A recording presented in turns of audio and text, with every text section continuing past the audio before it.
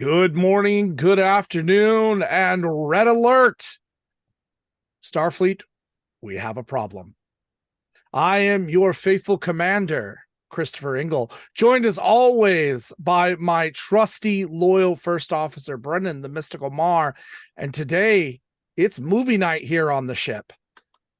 Uh, you know what? I love to turn over movie night to Brennan. And I'll let Brennan introduce to us what piece of cinematic history we're taking a look at today. Brennan, it's all yours. Thank you, Captain Sir. It's a big one today. Ever since we finished the Star Trek movies, we've been figuring out movies that are Star Trek adjacent, movies that are Star Trek-esque but not Star Trek. And when it comes to science movies, when it comes to space exploration, I think there are few movies better than 1995's Apollo 13, directed by the great Ron Howard. And that's the movie we've chosen today. And because we're dealing with what is not science fiction, but a historical account of true events, and part of the space program, we had to bring in someone who knows a lot about this. Someone who loves the space program. In fact, we've had this person on our show. This gentleman is the reason why I'm a Star Trek fan. And this gentleman and I have been friends for 30 years. It's the one, the only, Scott Ferguson. Hello, Scott. Buddy, Thank you for joining us again. glad to be here. This is an exciting film, and before we get into it, I recall about 25 years ago, Scott, that you had actually made a movie with some of the boys from church depicting, I believe, the moon landing. Is that correct? That is correct. When I was in Boy Scouts, um, I became interested in movie making and in the cinematography merit badge. And this movie, Apollo 13, was one of my inspirations for writing, directing, and acting in a film about the Apollo 11 moon landing. And this this movie that I made was called Apollo 11 and a half. Yes. And so again, I wrote it, I directed it. I also played Buzz Aldrin. Brennan was in the movie as well as a Trekkie. He Yep. was annoyed at his sister having to wanting to change the channel to watch the Apollo 11 stuff because he's busy watching Star Trek reruns. Which is funny. I don't remember that at all, but I know I did. But anyway, That's that yeah. I movie remember watching that at Boy Scouts. But anyway, that movie earned me the cinematography merit badge. Yes, it did. I think Neil Armstrong would be proud of that, um, in terms of me becoming an Eagle Scout and earning the cinematography merit badge for making a movie about Apollo 11. But I don't think he'd be too thrilled about how the movie itself turned out. It ended up as sort of a comedy. Mm. Yep. And you made the Legos for the spaceships, as I Yeah. recall. That was the launch sequence and all that. Well, So I this, yes, go ahead. yeah, I did use some Legos for some of the visual effects shots. Yep. And And I stole some music from 2001: A Space of Odyssey. course, which they were going to do in this movie because that's what they're supposed to play during their broadcast. But Fred Hayes threw something else in instead. Spirit in the Sky. Spirit in the Sky. So that brings us, folks, to 1995's Apollo 13. directed by Ron Howard, great Ron Howard, starring, of course, the great Tom Hanks, Kevin Bacon, the late Bill Paxton, and many, many, many other great names, including Gary Sinise and Ed Harris. And Kathleen Quinlan, let's not And forget her. Catherine Quinlan. Oh, yes, we'll get to her. So we'll begin at the beginning. We're going to break this down into sections. I'm going to start with discussing the plot. So the basic plot. Um, Actually, do we want to talk about our memories of when we first saw the movie? Yes. Okay. We'll start with you, Scott. What is your memory of seeing this film? I was 11 years old. It was summer of 1995. I remember other movies that were playing in theaters at the time were Pocahontas, Batman Mm-hmm. Forever, Yeah. Mighty Morphin Power Rangers, the movie. When I went to see Apollo 13, my family and I went to see it at a movie theater in downtown Morgan Hill. Morgan Hill is sort of a small rural town just south of San Jose. Yep. Yep. And the movie theater in question was an old one. The building is still there, but it's no longer a movie theater. Mm-hmm. But also, I remember in those days when one went to see a movie in theaters, before the trailers started, the theater would often play contemporary pop hits on the PA system Very quietly, it would. very quietly. Well, in this case, because Apollo 13 was set in the year 1970, the theater PA system played songs that were hits in the year 1970. Mm. And the one song that I remember them playing was ABC by the Jackson Five. Yes. I'd heard of Michael Jackson before. I knew who he was and what some of his solo hits were. But until that day, I had never heard of the Jackson Five. I didn't know that Michael Jackson was in a boy band with his older brothers. Mm-hmm. Nice. Okay. No, I don't. In my case, I don't remember when I first saw this film. I did not see it in theater. I believe I saw it on home video. But I do recall loving it the first time I saw it. And my appreciation has only grown as I've gotten older. Captain Ingle, what are your memories of this film? It was 1996, and it was in fifth period science class. I remember it very well. We had studied the planets and what have you, and it had just come out. This tells you how we had it. We had it on Laserdisc in class. They had a Laserdisc player. But for those kids who don't know what that is, it's a giant CD. It's a giant CD, yeah. A giant DVD. Yeah. Oh, yeah. All right. Yeah. Giant DVD. That's a good point.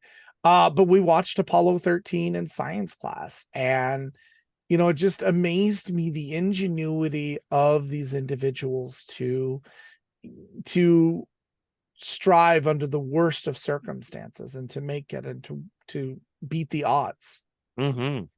And it really became to me a movie about the indomitable human spirit, and that we can agree. do it. 100% agree. I, at that point as a kid, I already had dreams of going to space and wanting to go.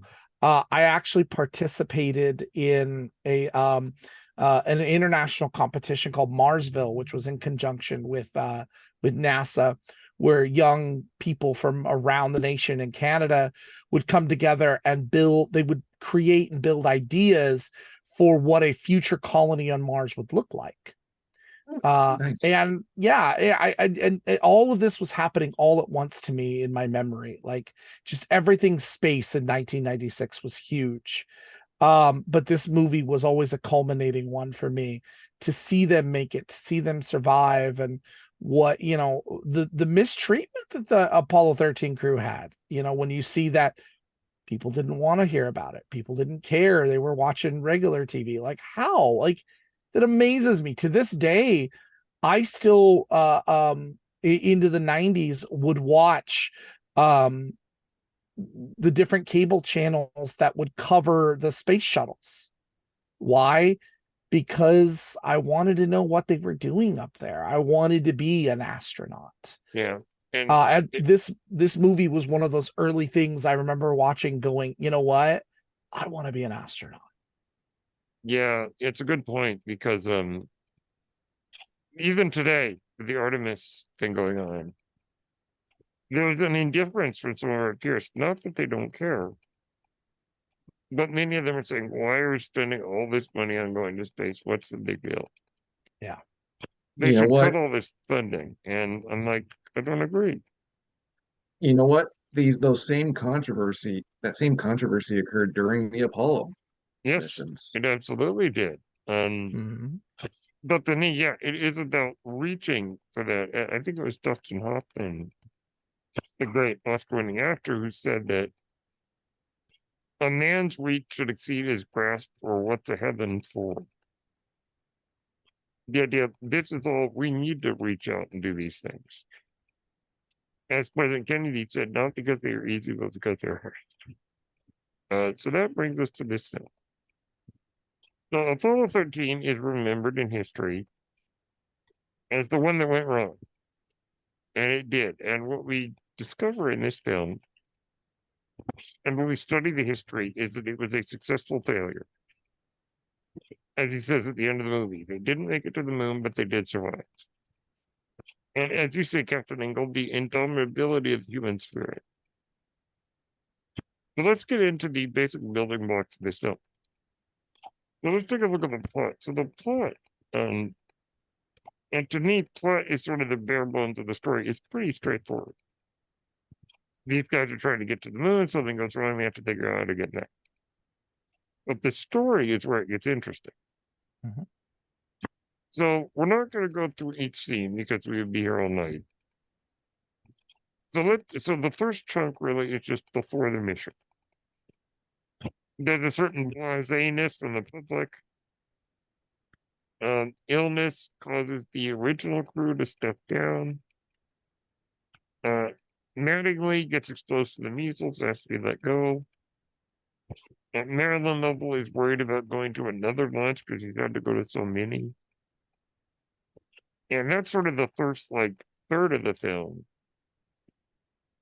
So as far as the story is concerned, there are several stories going on with the characters, and we'll get to that in a minute. So just to cut to the chase, what are our thoughts on the pre-launch moments of the film? We'll begin with our guest, Scott Ferguson. By pre-launch, are we talking about the entire movie before the launch, or are we talking Before the about launch, everything right before what? the launch. Okay, well, um, here's my thought on it. So how shall I put this? I think I think it does a really good job of setting up Jim Lovell as the main protagonist, Mm-hmm.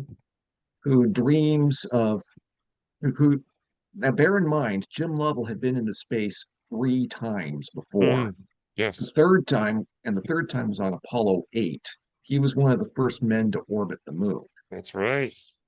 And now he was angry to go into space a fourth time and wanted to actually set foot on the moon. This was a very big deal for him. And um, and so there's a bit of a maybe slight fictionalization Oh yeah, as to whether yeah. I mean he was lined up to command Apollo 14. That part's true. Mm-hmm. Congress people were looking to cut the funding of the Apollo program, but the movie fudges things a bit by subtly hinting that Apollo 14 might not be in the cards. Uh, So there's this sense of Jim Lovell might not get to land on the moon after all. And then moments later, he learns that he's been bumped up to Apollo 13 mm-hmm. and that he is going to get to walk on the moon after all. And in a way, Jim Lovell almost becomes single-mindedly focused on being able to stay on the flight right up until 2 days before the launch, when Ken Mattingly has to be bumped from the crew in order to in order for the crew to proceed. Mm-hmm. And now Jim Lovell does put up a fight in defense of Ken Mattingly, but when it's clear that if he has to choose between staying loyal to Mattingly and commanding Apollo 13 so he can set foot on the moon, he chooses the latter. Mm-hmm. Yeah. It's And really interesting. in a way, it kind of raises the question of what are his priorities here. Good point. Good point. Um, I think that one of the brilliant things about the first third of the film is the setting of the characters, because for any great adventure, you have to give us the characters and what are their personal stakes. But Mhm. also what's interesting about the first third is all the stuff that was going on right before they launched and things went wrong and things the puzzle pieces set into place in just such a way. But I don't think it's a coincidence, but we'll get to that later in our discussion. But one of the things I find very interesting about the first third is even though as far as the main story doesn't necessarily advance the plot per se, it does advance the story because the stakes of what's going on, as well as the idea of what are the dangers of going on a voyage like this. Opening scene, the Yeah, Apollo 1 fire. yeah, the Apollo 1 fire. There you go. Also brilliant use of actual footage of Walter Cronkite and cutting it back and forth with the fictional, well, dramatized versions of reality. It's really well done, but I also like the fact that we get a little bit of uh, Marilyn Noble and her kind of fears. And when we talk about her character, we have a lot to praise Kathleen Quinlan for. But I do like One that she is also included in the story. one note here is that in real life, Marilyn Lovell was having premonitions about Apollo 13 being a more dangerous than usual Yeah, mission. exactly. She was terrified. She and her husband had gone to see another movie Yep, called Marooned, marooned. which was released in 1969, and which depicted an Apollo crew that had gone to Skylab space Mm-hmm. station and were on their way back to Earth when their spacecraft malfunctioned, and it was suspenseful as to whether they would be able to return to Earth alive. Yeah, interesting coincidence. Mm-hmm. And the movie kind of freaked her out. Yeah. Oh well. I mean, I would say that it's like watching a movie about a submarine disaster right before you're about to go on a submarine. A little scary. So, Captain Ingle, what are your thoughts on this first third? Um, it does such a good job of building up our characters, building up. Mm-hmm. We're seeing these people. They're How do I put this? We often think of astronauts as heroes. Like you think Mm-hmm. about it, they're the right stuff. I mean, we're talking, early pioneers, Glenn and Armstrong and Aldrin, and these are manly men, right? Mm-hmm. It's really nice that we get to see these guys in their element and the uneasiness that comes with that. You Mm-hmm. know, I really love that um Tom Hanks's his portrayal of Lovell is so cautious. It's so like, but of course it makes sense because Jim Lovell at that point was the most experienced astronaut NASA had. He Mm-hmm. had more flight hours than any other person. And 13, was just going to expand on that. So I really love that building of him as a very level head. I love Bill Paxton, a little bit of hot shot, kind of fun, the right hand man. Mm-hmm. Gary Sinise is great. I love Gary's slow, methodical nature to it. Mm-hmm. I've seen lots of interviews with Ken Mattingly. Um, uh, as a matter of fact, I think I used to work for a science museum in where I live. And Ken Mattingly, who is still with us today, he is still with us Mhm. today, was one of the individuals who visited the center after we opened, and that was a nice treat. And the guy's a very methodical kind of guy. Now, I can only imagine when everything was on the line, what it was like, and that scene where they're getting in the simulator, and he was like, "Hey, it's not perfect. I want to do it again." Mhm. You know, I really like that. They take the time to build everyone out. Even Maryland, we build it out. And that's so important that we get to look at these people not as heroes, but as humans, because it's human life that's at risk when Mhm. what happens happens. You Yeah. know, Vibing off of that, that right, the scene where they're in the simulator and they want to do it again, not only establishes how methodical they are, but it also plants a seed in the audience's mind, indicating that the prime crew is hogging the simulator Mhm. and not giving the backup crew as many opportunities to train for the mission should Mhm. anything go wrong. And then when they find out later that they have to swap out Mattingly for the backup pilot, Swigert, that's more of a whiplash because we know that he hadn't had as much of a chance to train thanks Mhm. to the prime crew. Yeah. mhm. Mhm. But as we can see, you know, that ended up being handled well. And history tells us that actually Swagger did perfectly fine.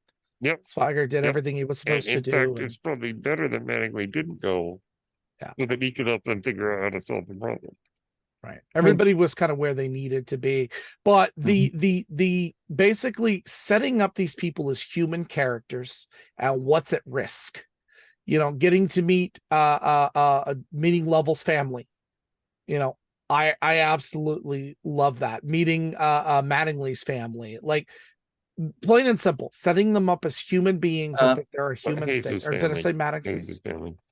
Huh? Hayes' Mattingly was family. still Mattingly was still a bachelor at that Sorry, point. not Mattingly. I said Mattingly because I Hayes. was still thinking about Gary Hayes. Sinise. Fred Yeah, Hayes. Hayes's family. Uh, Mhm. either way, uh, I like the humanity of it. It's Yep. such an important thing to this film that you have to feel for these people as human beings and the plight that they're in. And they do a good job making us care. There's a family on the line, there's people on the line, lives on the line.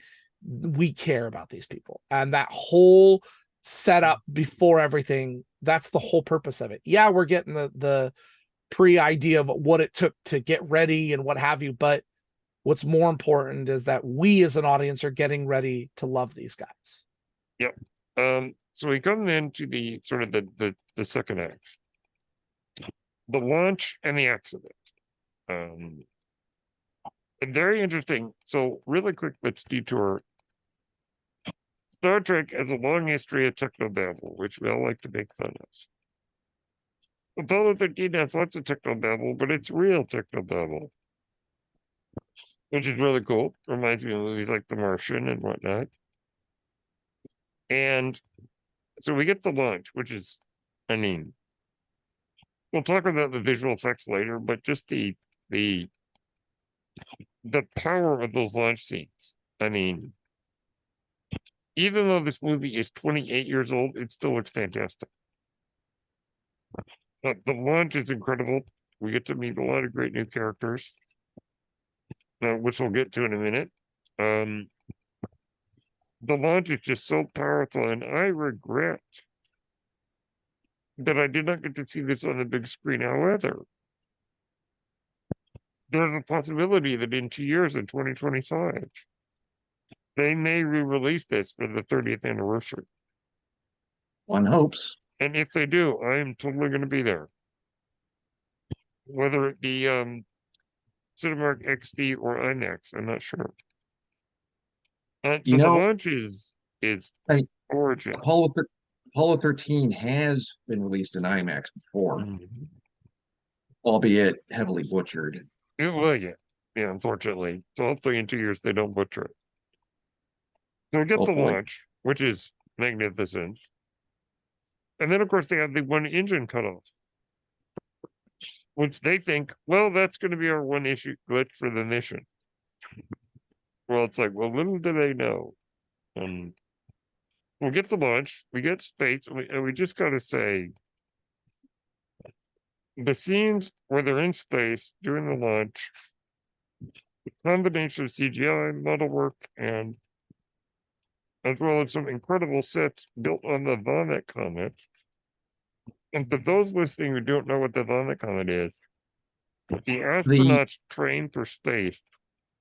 the KC-135. Yep, they're going up in an airplane and then it nosedives. So they can experience weightlessness. Well, that's how they filmed this movie, some of the scenes. Some, in Some, fact, not all, not a all. great, in fact, a great deal of the spacecraft interiors were filmed on Earth, on Yeah, solid ground. yeah, The many of the interiors of the command module were actually filmed with the actors standing on teeter-totters yes, exactly. with weights at the other end of the teeter-totters that are equal to the actors' weights in order to balance it out and make it easier to Yep. make it look like the actors are floating. But I gotta say, So, that first scene, when they start taking off their spacesuits, mhm. and it's really floating, I mean, my heavens.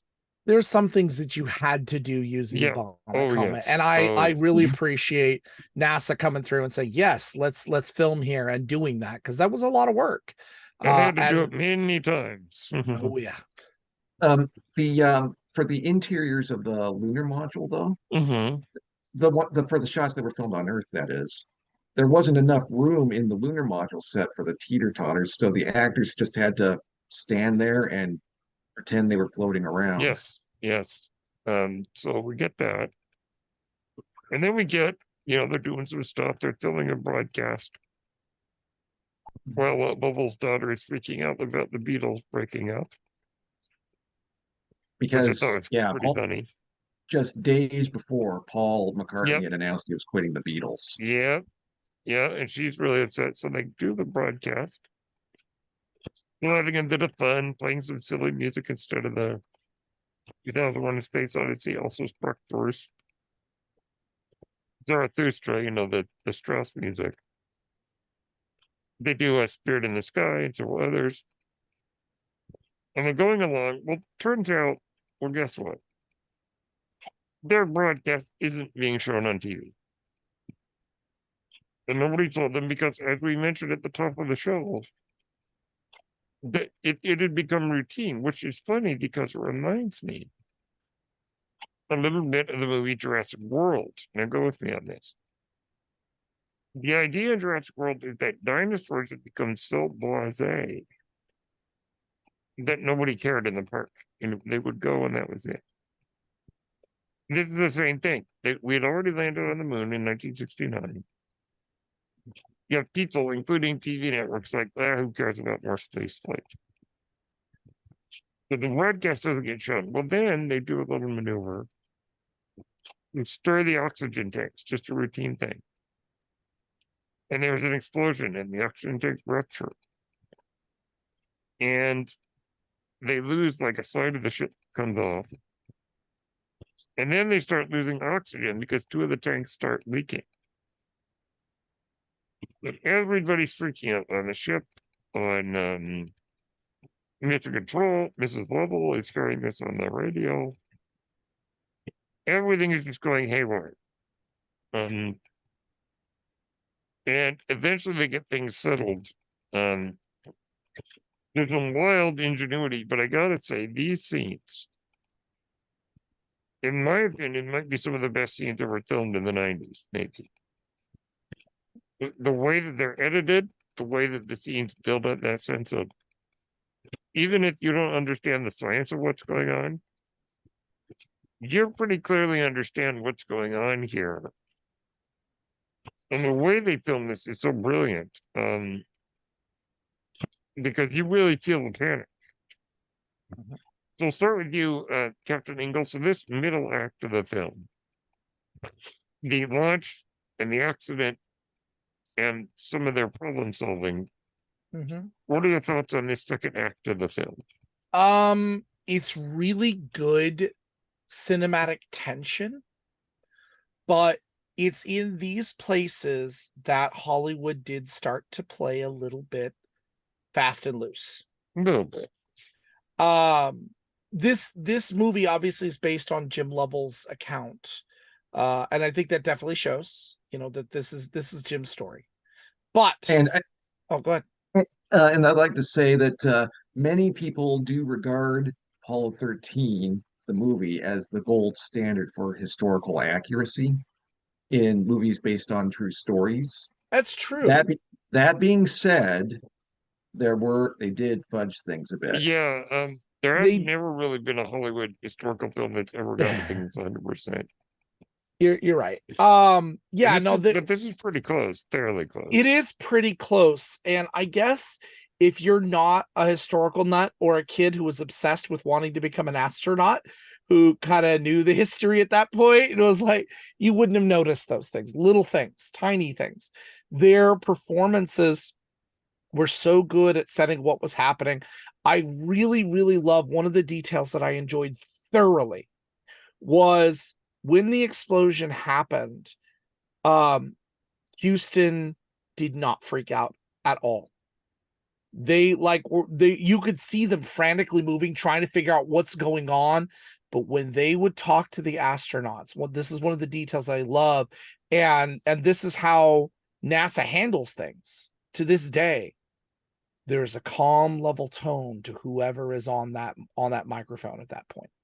Yeah. And I really love the communications back and forth, even if the things they said weren't always the most accurate. The tone and the intention were perfect, setting up, this is what it's at stake. We're trying to figure it out. Let us figure it out. Nobody panic. We will figure this out. And of course, you have Gene Kranz going, okay, everybody, let's just keep it calm. Mm-hmm.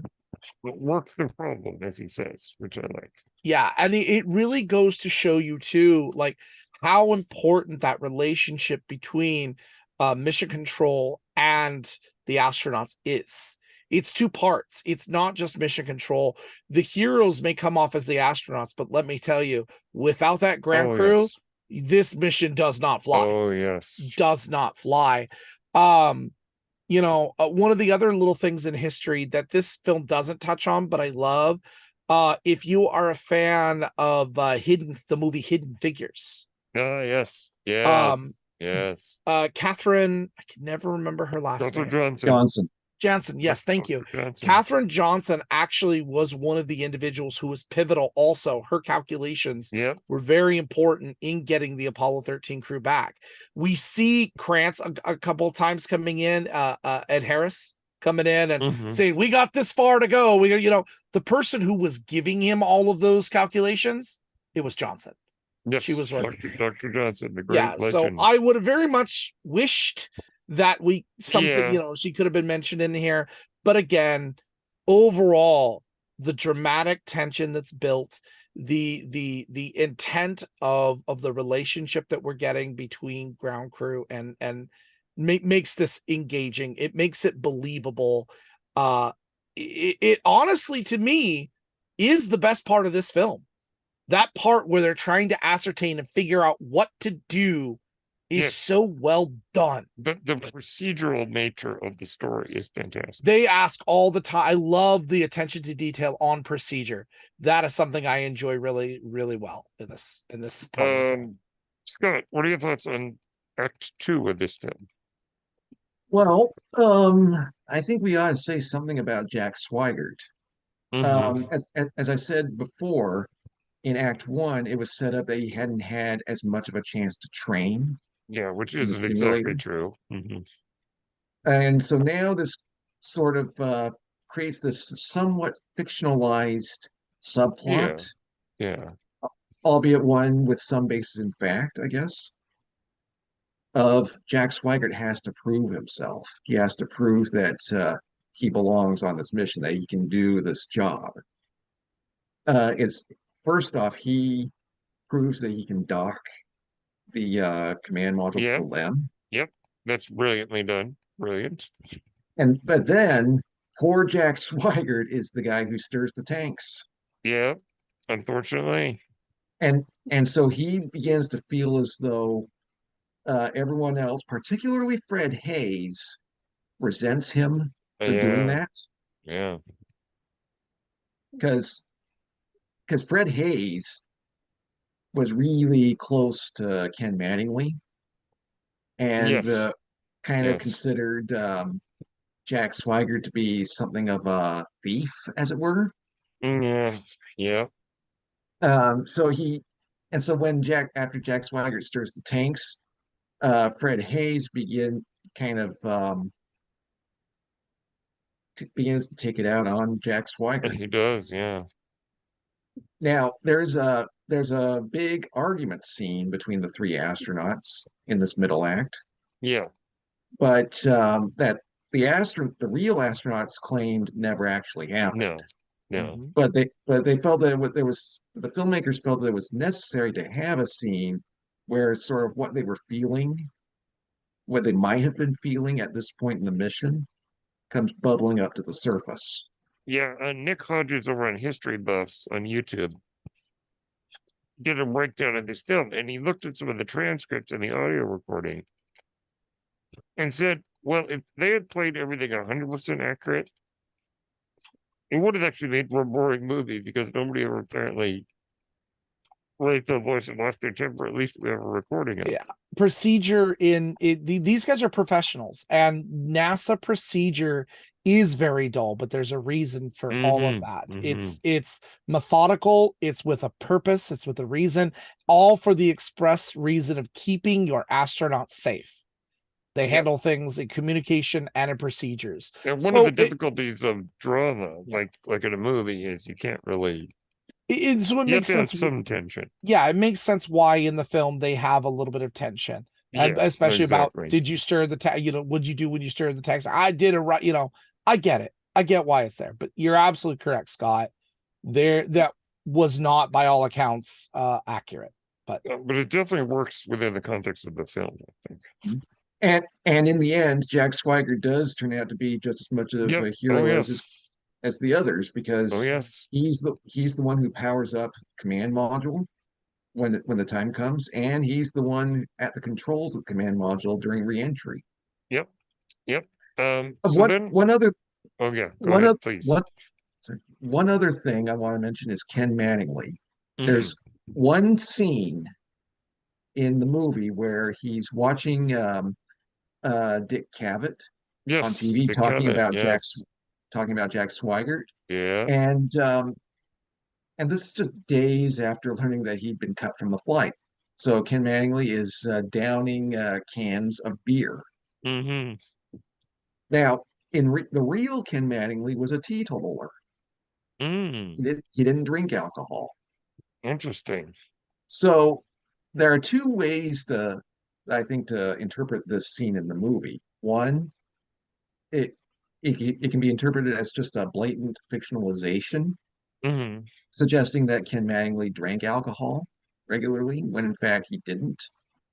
The other way of looking at this, I think, is assuming Ken Mattingly to be a teetotaler just as he was in real life makes the scene all the more disturbing.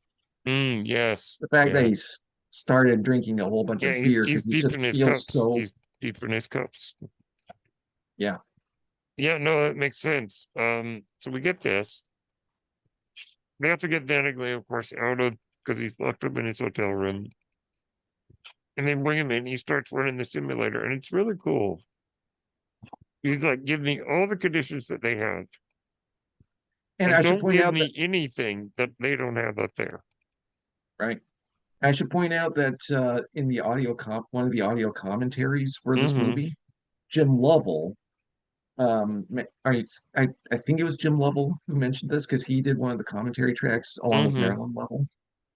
It was either him or the director Ron Howard, I don't remember which of them said it in the audio commentary, mentioned that Ken Mattingly at this point in the movie was now effectively a composite character because there were several people in the simulators trying to work up a procedure. One of them was Ken Mattingly, but he wasn't the only one. Oh, nice. And it was Ken Mattingly who went to Mission Control to deliver the procedures to the astronauts over the radio. Yes. But he was kind of representing work of the entire team. Yes. Yeah, you have to do that in these movies. So then we come to the third act and the final act. which is okay. They figured out the CO2 tank thing.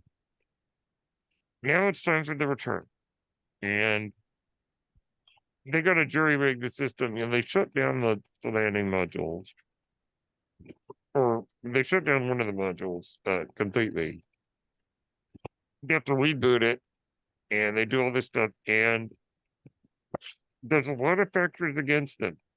And then they make the return to Earth, which I gotta add is a thrilling climax to a film.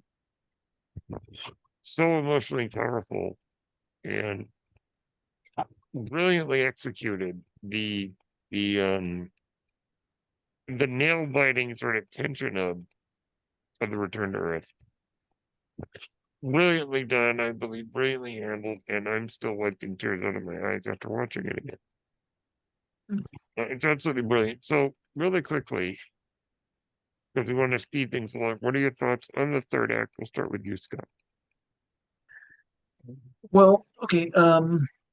Dealing with the carbon dioxide issue, would that be considered second act or third act? It's kind of both, I think. I Okay. think that for me, it's when they get the filters to work is kind of the start of the third act, I think. Okay. That's how I view it. That's how I see it. Well, I agree that the reentry scene is a really riveting scene, Oh, my word, yes. Yeah, and also the fact that there was a radio blackout, which was yes, standard procedure, but that yes, the radio blackout actually did go on longer than anticipated because they were coming in a little too shallow. yes. Yeah, and that was That the part was fear. true, Yeah, it's scary. I mean, I would not want to be on the receiving end of that. but there was a little bit more of Hollywoodization because in the movie, the chutes deployed for the astronauts come over the radio saying that they made it. Yeah, and then that's actually not, it's the other way around in real life. Yeah, because I guess I guess at that point in the movie they wanted to speed things up and just and not draw the suspense out longer than they really needed to. Yeah, it still works very well, I think. And as far as a conclusion to a movie, this is definitely one of the best conclusions I think on film, where everything kind of pays off emotionally. I really Chris, what are love your thoughts? I really love this finality, and something I didn't know as a kid. When they're aboard the Iwo Jima, Jim Lovell shakes the hand of the captain of the Iwo Jima, and Yeah, that the is actual Jim the Lovell. real Jim Lovell. So that was a nice touch. Yeah, yeah, I was that like, was great. oh, that's American hero. cool. Thank you very much, Amazon, for giving me that little tidbit as I'm watching the Yes, movie. yes. One other tidbit was that Jim Lovell, the real Jim Lovell, was given the option of playing an admiral in that scene, and he declined, Oh, arguing that's that right. in real life he had retired from the Navy with the rank of captain Yeah, he's and like, I insisted on can't play an remaining a admiral. captain. Mhm. He's like, that would be a little too much. Yeah. So, I mean, brilliant conclusion. And so, of course, we could not have an emotionally powerful film without great actors. So this brings us to the cast. And oh my word, what a cast. So let's begin at the beginning. Because there's so many cast members here, we're just gonna go with a few of the actors, and then we will discuss the mission control and other side characters. So of course you get Tom Hanks as Jim Lovell. And Tom Hanks, at this point in his career, was a two-time Oscar winner, having just won the previous 2 years.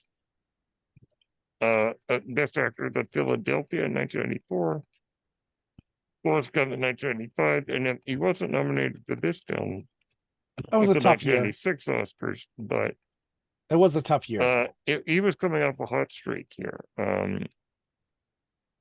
I think he's the perfect choice to play Jim Lovell. He's got that America's Dad energy, which is perfect. And I think that the way that he commands he has faith in the people he works with. That's really something that I think makes him a good leader.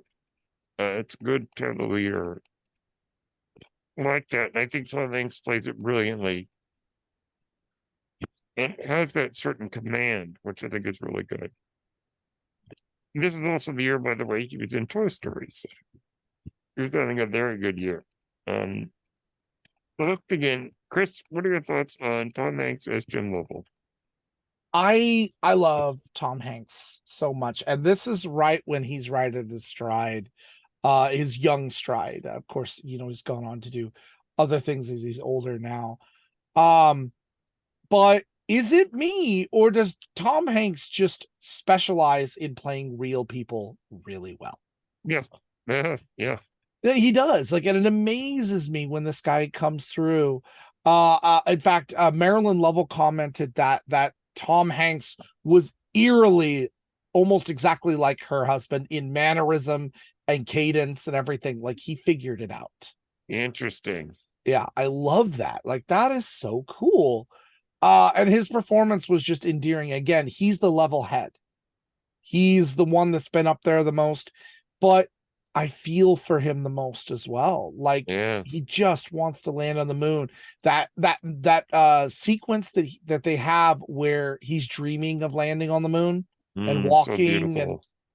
it almost brings me to tears because, like, I feel for this guy. Yeah, Tom it's Hanks just so beautiful. he It's so gives beautiful. us that feeling, that compassion that we do for Lovell. We feel Tom Hanks bad. is so brilliant at being able to do so much by doing so little. Mm-hmm. He's very much in the tradition of the old time, like golden age of Hollywood actors.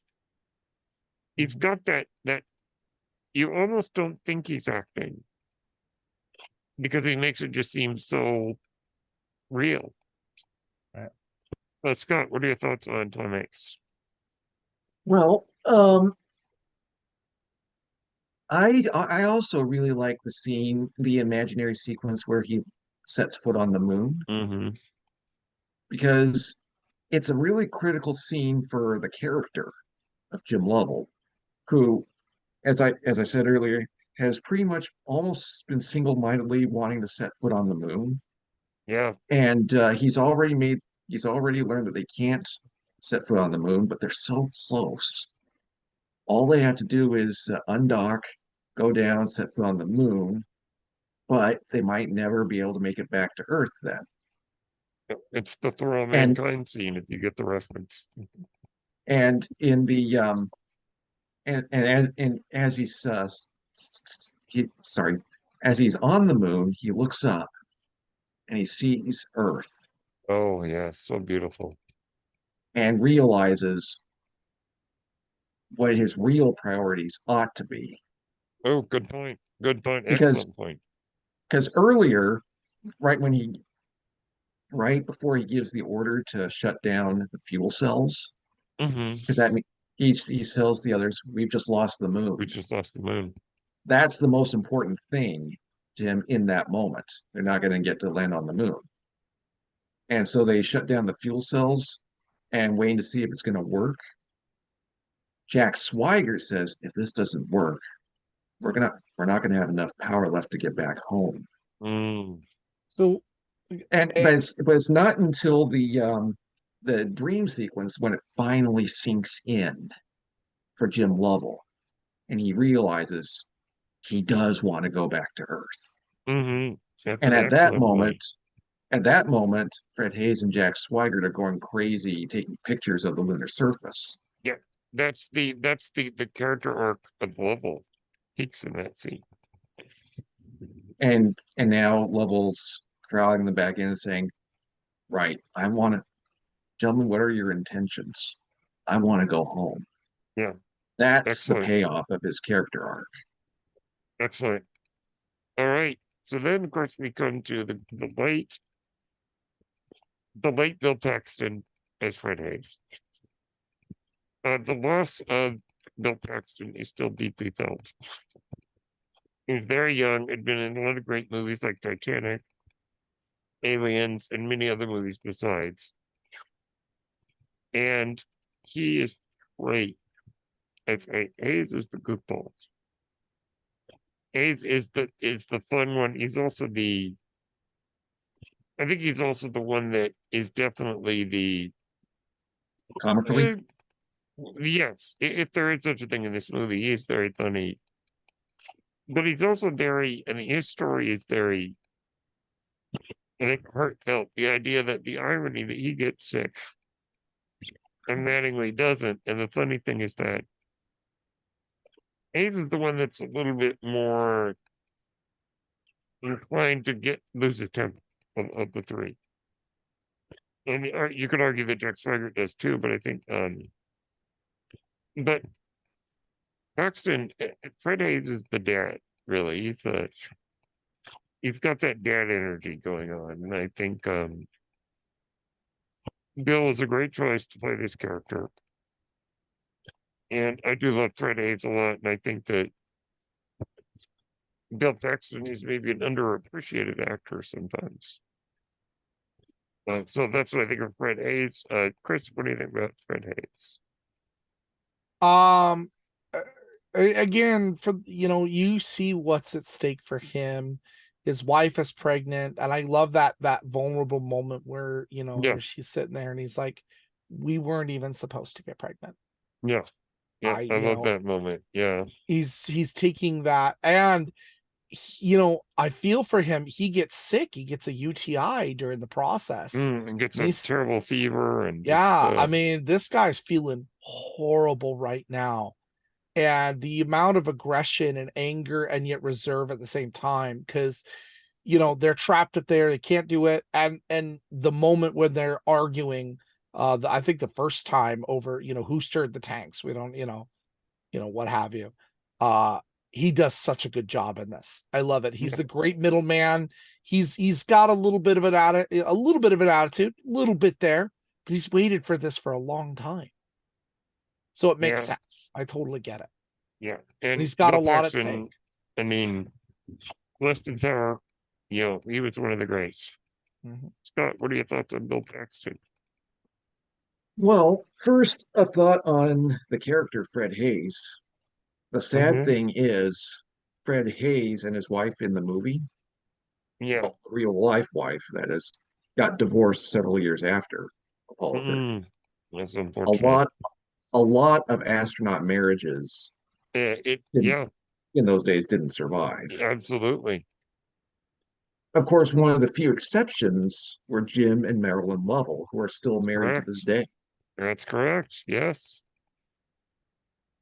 It's hard And- on the people who do these things. But anyway, Yeah, Bill the idea that we want to Paxton, put them up on pedestals is these great people. They have the problems you and I have.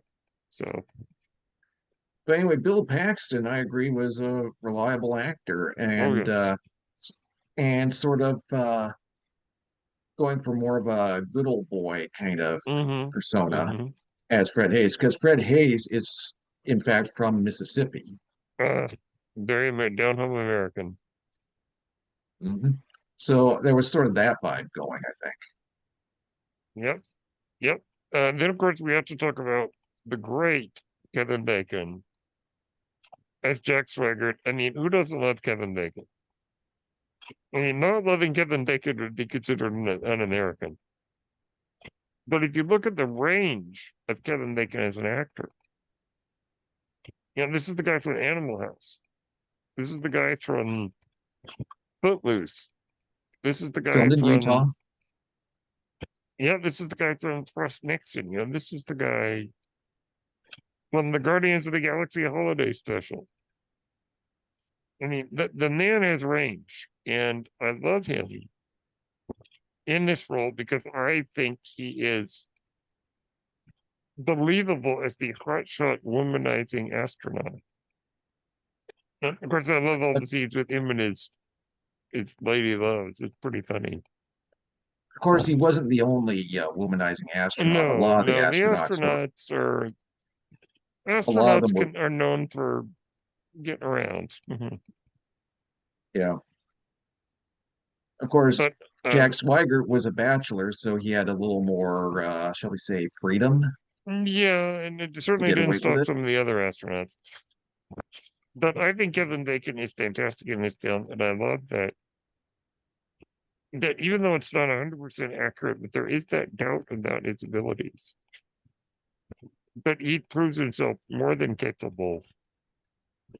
And I think Kevin Bacon nails it with the character was a little bit more on the edge, so to speak, emotionally. So we'll start with you, Scott. What are your thoughts on Kevin Bacon as Jack Swigert? I would describe him as, yes, definitely a swinging bachelor, but once he gets assigned to the crew, after the initial excitement of getting assigned to the crew wears off, he starts to take the job very seriously and he starts to act a little more grim compared to the other crew members. That's a good point. Chris, what are your thoughts on the great Kevin Bacon as Jack Swigert? I love bacon, A especially crispy. No, um, good BLT. no, Kevin Bacon is really great here because he plays this a little understated. He's a hot shot, at least that's what I kind of get coming through, oozed a little bit. Finally I get to be the pilot. But yet he's not overly cocky about it. I can do my job. I can do what I have to do. They were concerned, or the movie depicts it as they were concerned whether he was going to be able to dock the command module and the lab, to dock everything together. But once again, movie, drama. The real astronaut said there was never really a worry about that. They knew he could do it. And if he couldn't do it, the other two were perfectly capable of taking over and doing the exact same thing. Yeah. So a little more, dramatic built into it, but he did. Yeah, a little dramatic license. Yeah. Yeah. I really enjoy him. And, this is a guy who feels like a rookie. I did my job. I did what I was supposed to do. I stirred the tanks. I just stirred, that's what he's stuck on. He's stuck on the single mistake that put them in there, even though he had nothing to do with it. And so he plays that out really well. I enjoy that thoroughly. Yes. But I will say, of the three, he felt the least developed. Okay, that's fair. That's Mhm. fair. I I don't know if I would agree, but I would actually consider this is my opinion. I would consider Fred Hayes to actually be the least developed yeah, it's of the three, also because fair, I think. although there are scenes of his family, I just felt like Fred Hayes had less of a character arc than Jack Swigert had, because Swigert had to prove himself, whereas Hayes is more of a one-note character, I think, who does eventually come around to having respect for Jack Swigert, but I just felt like Hayes's character arc It, was a little less yeah, I evident. mean, you could argue either that Swigert or Hayes is a little underdeveloped, at least underdeveloped compared to, say, Jim Lovell. Right. Really, this is Jim Lovell's movie, really, if you think about it. And with Jim Lovell in the scenes on the spacecraft dominating the spacecraft scenes, plus also cutting back and forth between Ken Mattingly, Yeah, Marilyn Lovell, and the mission control people, it does feel like Hayes and Swigert do get a little lost in the shuffle, comparatively a little bit, speaking. Not little too bit. much, but some. I mean, it's a big cast, and they're juggling quite a crew here. So then you just mentioned Mattingly. That brings us, of course, to the great Gary Sinise as Ken Mattingly, who I think is fantastic. I mean, he was Lieutenant Dan the year before this, And and then he was great in and then that. and then a few years after this, he was in another astronaut movie, Mission to Mars. That's right. Yes. So we get the great Gary Sinise. Mattingly is a great character, I think. You see the turmoil, and then you see the moment he learns something wrong, he goes to work. This is a reliable guy. And I think that Gary Sinise is playing the all-American reliable guy I think he nails it. Chris, what are your thoughts on Gary Sinise? I love Gary Sinise. This is a guy who knows how to play tortured, and you could tell Mattingly is tortured. Getting Yeah. pulled, and he's mad about it. I'm not gonna get sick. I'm not gonna get sick, and he never did get sick. He did not get the measles. And I kind of like too when he walked into Mission Control, they kind of code messaged each other. Nope, I am perfectly fine. Yeah, he gives that look to the medical guys, like, yeah. But But he's a great addition to the team. I love having him aboard. And he's the guy in the end that saves the day. I mean, yeah, everybody had a part in it, but without this guy, we don't get power back on. And that Yep. was true. They had to develop these procedures. He wasn't the only guy, of course, but they needed those procedures. If they did not get it right, it was going to cause and problems to for think everything. that all the average it takes to run a coffee maker is what got these guys back home. Mhm. Well, it's amazing That's too when pretty you think amazing. technologically wise. We have here our cell phones. These cell phones have thousands of times the computational power, let alone memory storage, that the Apollo astronauts had. And that's Yeah, crazy when you yeah. think of it. That's Which nuts. Like, think about it. We let's could just have say fixed the Artemis team is going to have a lot better technology than the yes. Apollo team did. Yeah. But that's just amazing if you think about it, that a cell phone in terms of power and storage could have helped save Apollo 13. That's just Yep. nuts. But Yep. yes, in terms of Mattingly, I really love Gary Sinise in this. He is very consistent, and coming off of Forrest Gump, His he's got Oscar that nomination for Forrest Gump. right. He's got the Yes. chemistry in here. There are a lot of performances in here. I have to admit, I was surprised did not get an Oscar nomination. Yeah, yeah, And good any point. of the four, especially Tom Hanks, was surprised that didn't happen. Yep. But as I said earlier, that was a tough year. It Yeah. was a very tough year for Very Best tough. Actor and Best Supporting Actor. So. Scott, your thoughts on Gary Sinise as Ken Mattingly? One scene that I really like in the movie of Ken Mattingly is the scene where he learns about the disaster. He was just moments away from learning about the disaster in that scene where he was guzzling the beer. Yeah, the Dick Cavett show. Yeah. But when he finally does learn about it, you see the look on his face, just sort of a calm look, and realizing that he's got to put aside his animosity, his feelings of animosity towards Jack Swigert and maybe towards Jim Lovell, because it was Lovell's decision. It was the Wolf's decision.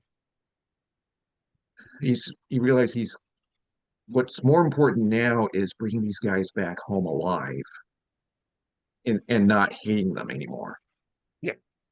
Yep. And incidental, one other thing I want to mention is that Sure. in that scene, the guy who walks into the hotel room and wakes up Ken Mattingly is John Young, the backup commander for Apollo 13. Yep. And John Young would go on to command Apollo 16 with Yes. Ken Mattingly as the command module pilot on that mission. So That's correct. no, that's not really mentioned, but Just at the end, no, it's mentioned. Yeah. but knowing the personal history, you sort of get the feeling that this guy is sort of looking after Ken Mattingly, sort of almost becoming a quasi father figure to him, because the two of them end up becoming crewmates on a later successful moon landing. Yep. Now we just mentioned Oscar nomination, so we come to our first Oscar nominee of the lineup, and that is, of course, Ed Harris playing Mission Control Commander Gene Kranz. And he was nominated for an Academy Award for this role. And 12 years earlier, he had played John Glenn in The Right Stuff. Yes, that's right, he did. I absolutely love Ed Harris. I think Ed Harris is a great actor. He does so much in a very under the surface way. And I love his level head as Gene Kranz. In kind of a voice of reason here. And I think it's a well-deserved Oscar nomination for him. And this is really awesome that he was nominated. So, Scott, we'll start with you. Ed Harris as Gene Kranz. What are your thoughts?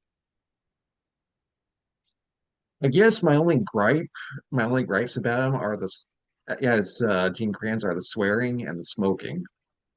Because Oh, yeah, there's that. this Yeah. guy inhales cigarette after cigarette in this movie. It's a little sickening. A little bit. But it is a first-rate performance. And and not only that, but he delivers this one line with great conviction. Failure is not an option. Failure is not an A, option. a line that Kranz never actually said in real life. It was but because of Ed Harris's performance delivering that line in this movie, the line itself has become very iconic to the point where the real Gene Kranz used that line as the title of his autobiography. Yep. Failure is not an option. Chris, what are your thoughts on the great Ed Harris? I loved him. And actually, the chain smoking made sense. Look how much stress was going on at that Yeah, point. it's true. Kind of makes sense why they were doing what they were doing. I buy it. I get it. I don't agree with it, but I get it. No, he was fabulous. I really liked him. Again, there was a softer nature to him, despite the clear leadership that he needed to be to get things to happening. This was a leader who understood. Yeah, he understood. Yeah. Listen, we can't panic. We can't stress. I need to bring the best out of my people. And he knew when to say, listen, I don't care how many times, get those things over here now. We're doing this. We don't have time. We don't have, he knew what to say. You know what to do. I He believe never this will panicked. be our finest hour. The mission was the greatest failed success ever. And it's highly in part to his leadership, the real man. And of course, Ed does such a good job performing it. And I know we have a friend of ours who is a big Ed Harris fan, and he talks about this role all the time. Oh, yeah. You say Ed Harris 3 times and he pops up. Yes. Next guest for our show. Yes. It's really quick. Sorry for the interruption earlier, but I was just trying to mention as an example of showing the human side of Gene Kranz, those vests that he wears during that his the wife mission. made. Yes. Yep. All right. And then, of course, we have to end our discussion on the actors. We'll talk about one more actor, then we'll talk about the cast in general. And then, of course, the other Oscar nominee for this film. Kathleen Quinlan is Marilyn Lovell. I don't have a lot to say other than she's excellent. And I love that she was a prominent character in this story. Because the stress that these things have to have on the wives or husbands or significant others of the astronauts sometimes gets overshadowed, and I'm glad that she played a major role in the story, and I really like her character. I really like the pathos she brings, and I think Kathleen Quinlan a richly deserved Oscar nomination. Scott, your thoughts on Kathleen Quinlan? Really riveting performance. That's all I can say. One thing I liked was that there's this one scene where Marilyn Lovell's taking a shower and she loses her wedding ring. Yes. Down the drain. That actually happened. Yes, that actually happened in real life. Although what the movie fails to admit, what the movie fails to mention is that she was able to retrieve the ring afterwards. But anyway, just the idea of she's inwardly freaking out over all this. She's trying to put on a brave outward appearance and all this, but she's kind of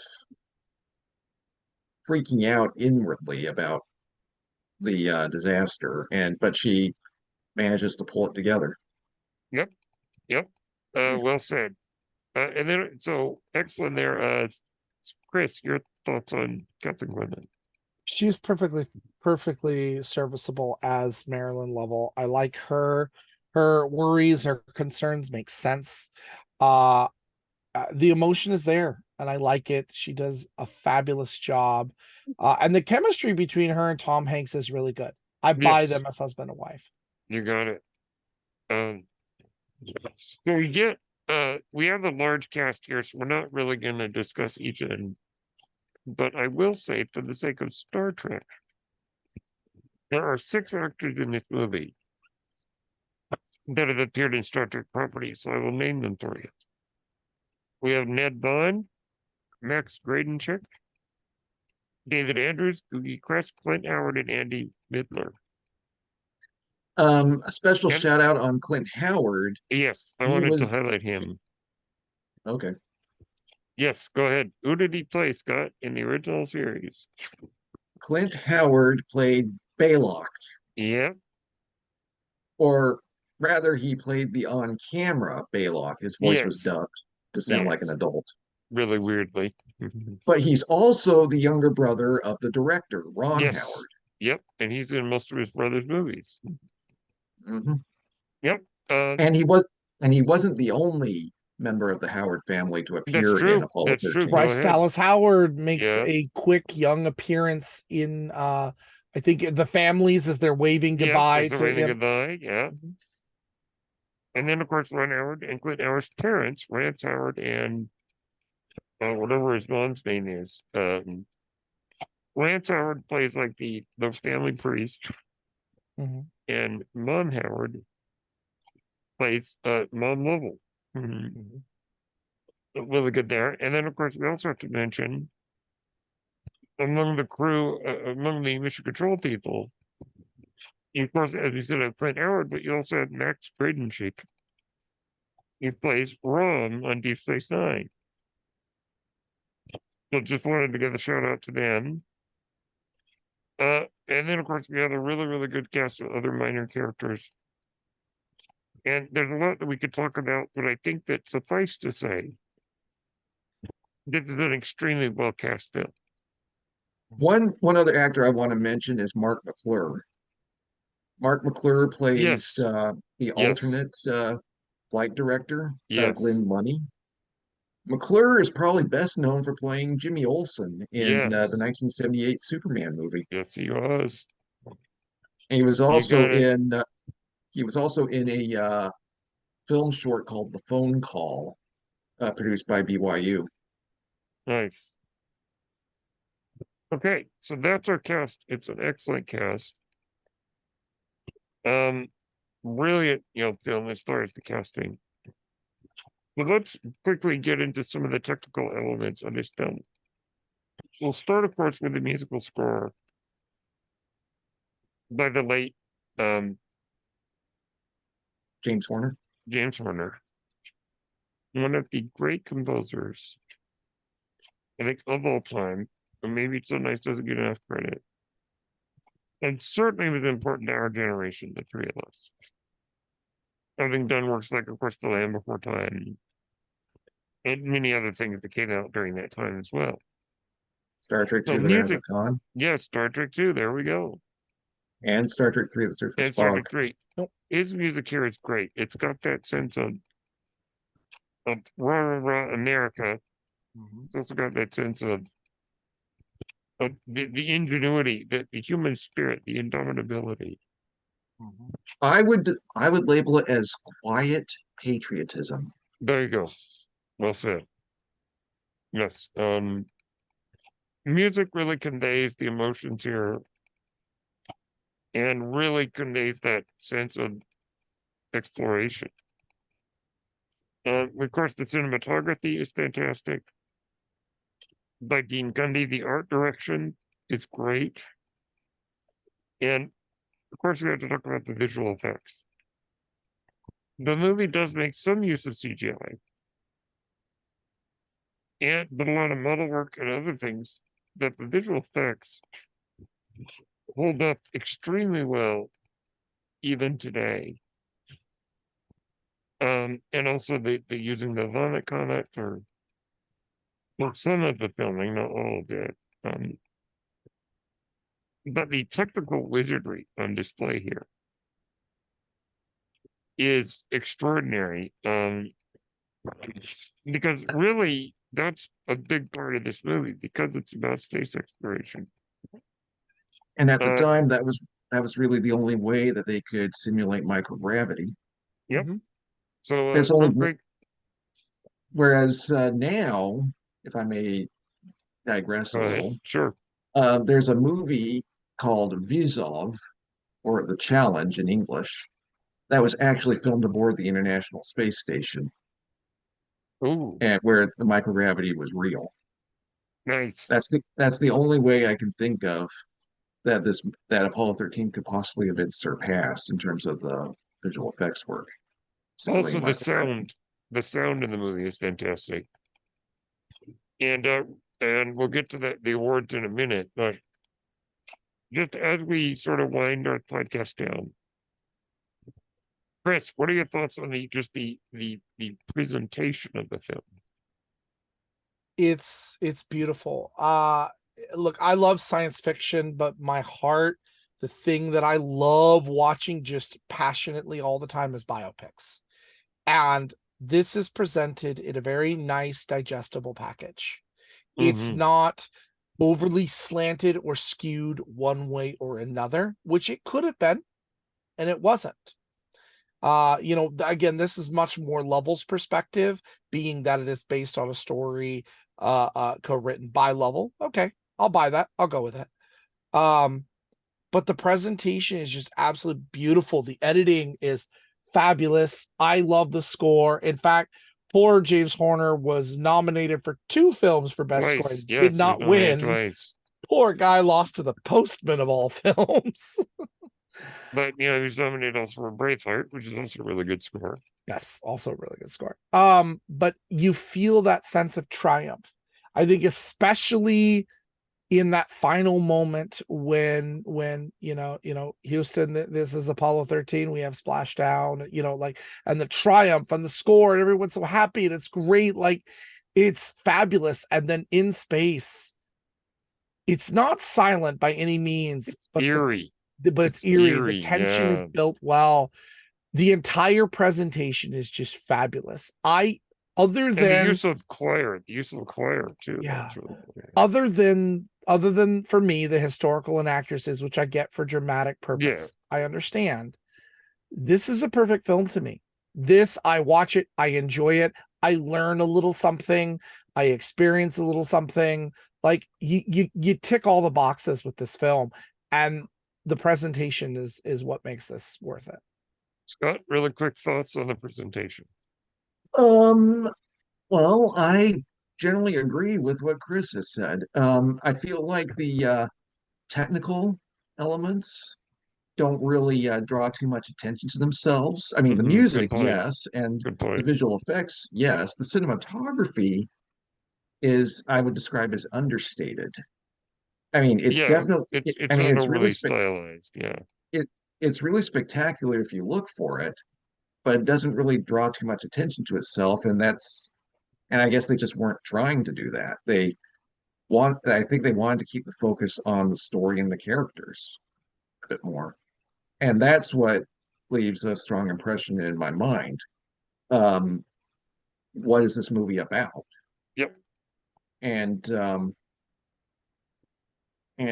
so I've seen it many times. The last time I saw it was several months ago, Yep. but I've seen it so many times that I know a great deal of this movie inside and out. Yep. So we bring it to the end. This film uh cost about $50 million to make. It made $355 million at the box office. Good son. Got great reviews. Was nominated for 9 Academy Awards, winning 2 for best editing and best sound, which they deserved. Um, this film has become a classic of the '90s. One of the great, not science fiction, but science films of all time. And then as we come toward the end, I just want to throw out how Star Trek is it? And I'll just quickly say Star Trek has dealt many times with a technical problem that they have to figure out how to solve. One could argue that the entirety of Star Trek Voyager in many ways parallels Apollo 13. They're lost, things go wrong, they have to figure out a way to get home. And thanks to the brave crew, as well as people back on Earth, they make it back safely. And I think that this is why we chose this film to be in our Star Trek podcast. And because if anything is the spirit of Star Trek, the spirit of we can overcome obstacles. I think I speak to the three of us when I say this is a movie about the indomitability of the human spirit. Mhm. That's what Star Trek is about. That's why we chose this film. And watching this film today, it struck me very hard. These are some of the reasons why I have faith in humanity.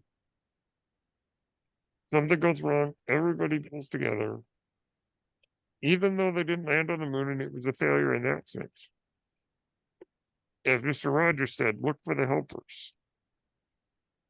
This movie shows that what people were willing to do to bring these astronauts home.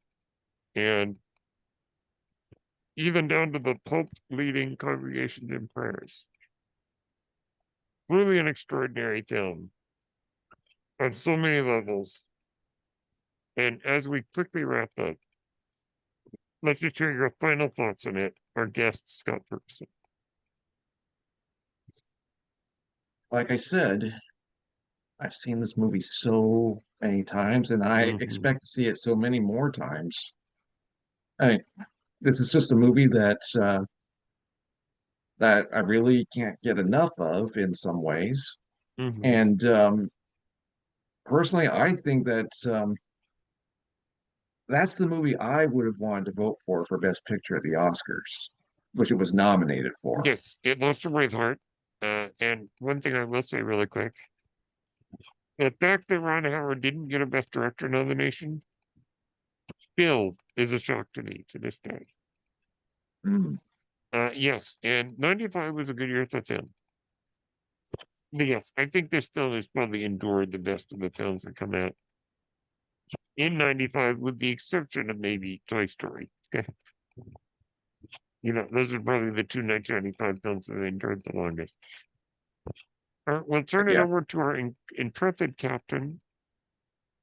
Captain Ingle, please give us your final thoughts, and then you can take over the show. This is an educational masterpiece. I'm glad I saw this in the 6th grade. And you know, it's good for teams working together, building through a problem, and it shows a real life example of how we can do that. I agree with you, Scott. This is a film I would probably watch again a couple more times at least. I enjoy it. It feels right. It feels accurate again. Despite what I know, it feels right. It feels like this is what I'm pulled in with it. I'm a part of this journey with them. I'm right beside them in that capsule. I feel for them every time I see it.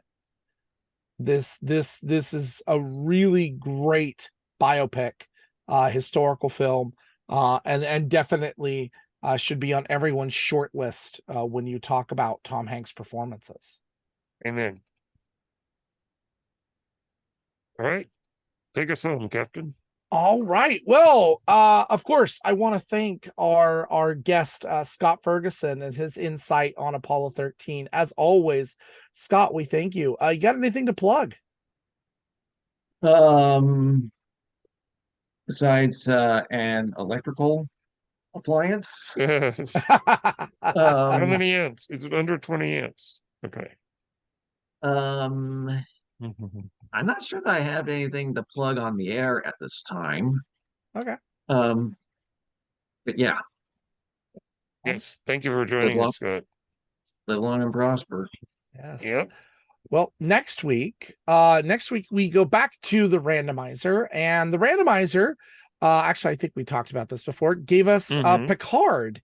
It gave us a Picard, and it's going to be the premiere episode of season 3, The Next Generation. An incredible season. So we're going to watch the premiere episode of this most recent season of Star Trek Picard. Next Yep. week, The Next Generation.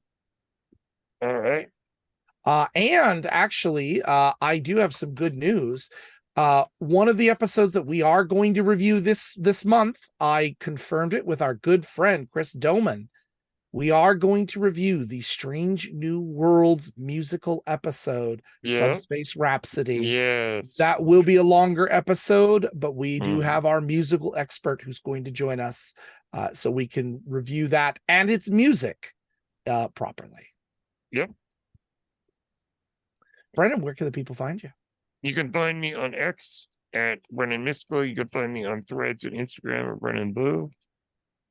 You can find me on Blue Sky at Brennan Moore. You can find me on YouTube under the umbrella Page Turners They Were Not on YouTube and wherever you get your podcasts. And of course, you can find me on Twitch and Twitter at CIngle1984. But as always, we end every episode. Kapla! Live long and prosper. Peace and long life.